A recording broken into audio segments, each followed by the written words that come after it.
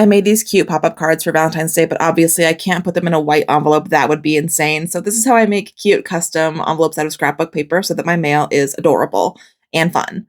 This is just scrapbook paper. I've cut these sheets down into 10 inches by 10 inches, so just a 10-inch square. And that works great for my letter, which is a 6-inch by 4-inch card. If yours is bigger, you should leave this scrapbook paper full size. So I am using a ruler here, which you do not need, but I want to make sure that gap in the middle of these two folds is wide enough for your letter to sit in. So you're folding in those two corners so that they touch in the middle. I like when they have a little bit of overlap so that I can put a dot of glue there. But basically, you just want that gap to be wide enough that your card can slide in. That depends on how big your card is. So you don't need a specific ruler for that. I just happen to have one that worked perfectly.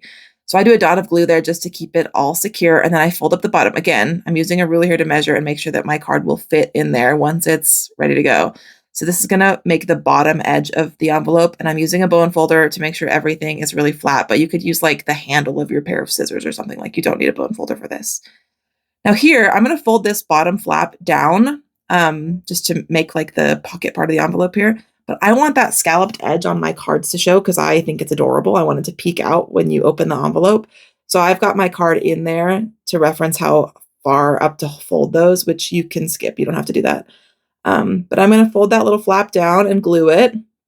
And then I'm going to glue the edges and those like diagonal edges. I'm only putting glue on where it will touch that already folded part of the envelope. You don't want it to touch the inside of your envelope, obviously, because then you'll glue it shut. So mine worked perfectly to add glue to those tall and the diagonal parts. And then I just fold the top flap down and we're basically done. I use a pair of scissors to round off the tip of the envelope just because I think it looks better, but it doesn't really matter.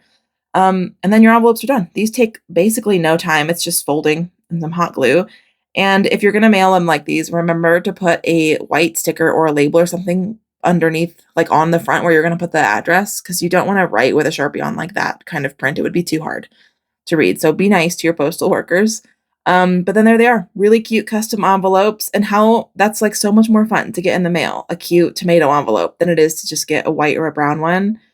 It's worth it. I love doing these. And then that little scalloped edge peeks through. It's so cute. Okay, happy Valentine's Day.